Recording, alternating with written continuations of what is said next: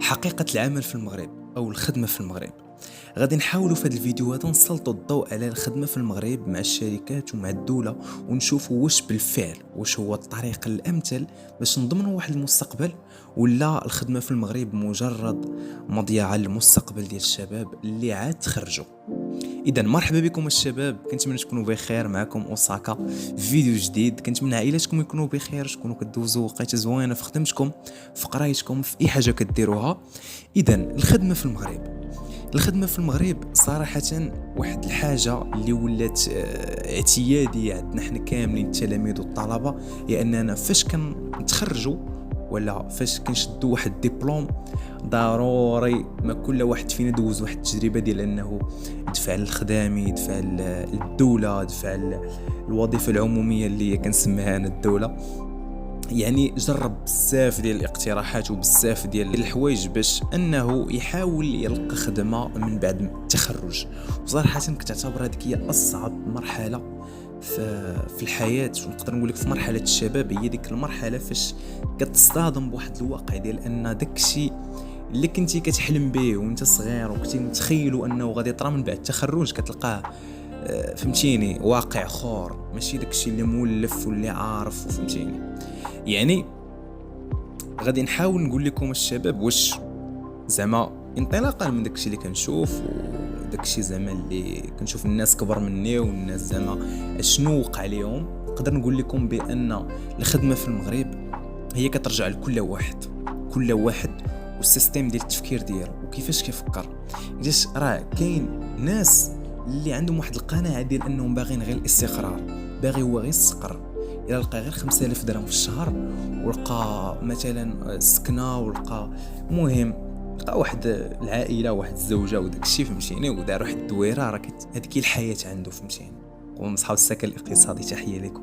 المهم كاين اللي صراحه كيحلم بداك الشيء، وكاين اللي سقف التوقعات ديالو عالي، ما راضيش بهاد الحياه هذه، ما باغيش هو داسيا وبارطما ويشد 5000 درهم في الشهر، فهمتيني. داكشي هو ما باغينوش. كاين كل واحد البرسبكتيف ديالو والمنظور ديالو على هذا الموضوع ديال الخدمه في المغرب. ولكن باش نكونوا صريحين ان الخدمه مع في الوظيفه العموميه ولا مع شي شركه ولا مع اي حاجه راه كتبقى احسن بزاف انك تبقى غير مريح، وانك تبقى غير جالس وما كتعلم والو، ما كدير والو، فهمتيني، كتضيع في الوقت. كنظن بانها احسن بزاف وارحم لك من داك الفراغ ديال الملل وداك انك تبقى غير مريح. المهم في راس الدرب راه كاينين الناس عندهم ماستر، عندهم ليسونس ومريحين ما دايرين والو، حيت اصلا داخل عليهم ديك الفكره ديال ما باغينش يخدموا عند الناس، فهمتيني. كيقول لك لا انا علاش غادي نمشي نخدم عند هذا ونمشي نخدم عند هذا؟ لا، شوف، هو الخدمه راه ماشي عيب، راه ضروري انسان ملي يلاه كيكون كيتخرج وداك الشيء ضروري خصو يدوز من واحد التجارب، خصو يتعلم. راه خصكم الشباب تصغروا راسكم، راه ماشي راه كل واحد فينا ما مزيودش معلم، راه واخا يكون عندك الدكتوراه، شو واخا تكون شاد الدكتوراه، راه باقي كتعلم، راه تقدر تتلاقى مع حالات، تقدر تتلاقى مع بزاف ديال الحوايج انت ما عارف فيهم والو. يعني الانسان يحاول يصغر راسو من الديبار، ما يبغيهاش كبيره، راه اللي كيبغيها كلها كيخليها كلها، راه هذه معروفه عندنا حنا في المغرب. اذا الشباب حاولوا ما امكن تعرفوا شنو باغيين، راه هذه هي اهم حاجه. راه الانسان الا ما كانش عارف فين غادي وشنو باغي، راه لا خدمه لا قرايه، راه فهمتيني ما غاديش زعما ما غاديش يقنع بها، راه اي خدمه ما غاديش يقنع بها، فهمتي كيفاش؟ يعني الانسان يكون عارف شنو باغي من الديبار، ملي شد الباك الانسان يكون حاط واحد الخطه ديال انه راه كاينه واحد جوج ثلاثه، ان شاء الله بحول الله الا طرا هادشي راه هادشي ان شاء الله راه هادشي اللي غيطرا، فهمتي كيفاش؟ اذا الانسان يحاول تكون عنده خطه. والرجوع للسؤال ديال انه واش الخدمه في المغرب بلان ولا ماشي بلان، هو بلان من ناحيه ديال انك كتكتسب خبره، كتعرف على ناس جداد، كتكتسب مهارات، كتعرف على ناس جداد، كيولوا عندك معارف، كتولي مكبر الشبكه ديالك زعما ديال الاشخاص اللي كتعرف والنيتورك ديالك. يعني هادشي انا كيجيني من الايجابيات ديال الخدمه مع الشركات ولا في الوظيفه العموميه. على عكس كاين واحد الحوايج السلبيين باش ما نكذبوش على الله، هو انه كتبقى ديما في نفس الحاله ديالك، كتبقى ديما مستاغني في واحد ليطا، في واحد الحاله ماديه، عمرك ما كتزيد القدام. تقدر تشوف بنادم جا موراك وفاتك في لي صالير وفاتك في زعما في المدخول وفي داكشي، وانت غالبا كتبقى مستاغني، كتبقى في واحد الحاله ما كتولي عندك واحد شويه ديال الملل في الحياه، كتولي عندك داك الفياق مع 8 6 العشيه، فهمتيني؟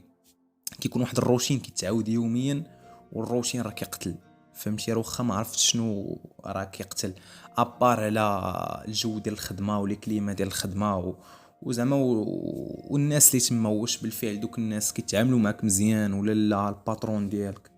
يعني راه كاينين بزاف ديال السلبيات صراحه في الخدمه مع الناس، وهادشي هذا راكم عارفينه بلا زعما ما نفسروا فيه والو.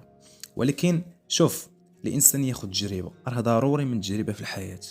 راه سوا الخدمه في المغرب وسوا في الخدمه على برا راه ما ساهلينش، راه حتى الخدمه على برا راه ما ساهلاش باش تكون في راسكم. راه ضروري ما تكون في يدك شي حاجه الا بغيتي تخدم، راه واخا عندك شواهد، واخا عندك ماستر، واخا عندك دكتوراه، راه الا ما كنتيش شاد شي حاجه في يدك راه غتجيك هنا الخدمه في المغرب صعيبه، وغتجيك حتى في برا صعيبه. راه هادي زعما راه كلشي عارفه.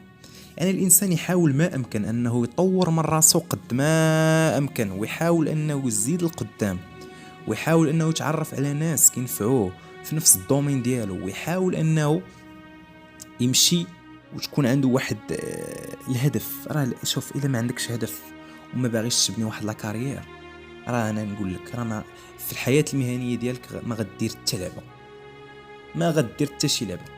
حيتاش الانسان راه خصو يكون عارف شنو باغي. راه انا مثلا بغيت نوصل لهذا الصالير، انا بغيت نوصل لهذه الحاله الماديه اللي بغيت مثلا بغيت نكون انا مليونير، راه خصني نكون عارف شنو راه من الباك نكون بلاني بغيت نكون مليونير. ها واحد، ها جوج، ها ثلاثه، كما قلت لكم قبيله، غندير هادي وغندير هادي وغندير هادي، وغنصبر هنا وغنصبر هنا وغنصبر هنا، وغنخدم على هادي ونتقاتل على هادي. عاد لنا لواحد 5 سنين ولا 6 سنين، علاش لا انا ما نكونش واحد من المليونيرات هنا ديال المغرب؟ علاش لا؟ راه حتى شي حاجه ما صعيبه، راه غير حلم كما قال الكراكي في كاس العالم. حلم، علاش ما تحلمش؟ حلم لو بغيتي تحلم، يعني راه كلشي قريب عند الله. غير هو الانسان كما قلت لكم، الانسان يكون راسم واحد الهدف. والخدمه في المغرب راه صراحه كتبقى واحد شويه زوينه حقيقه.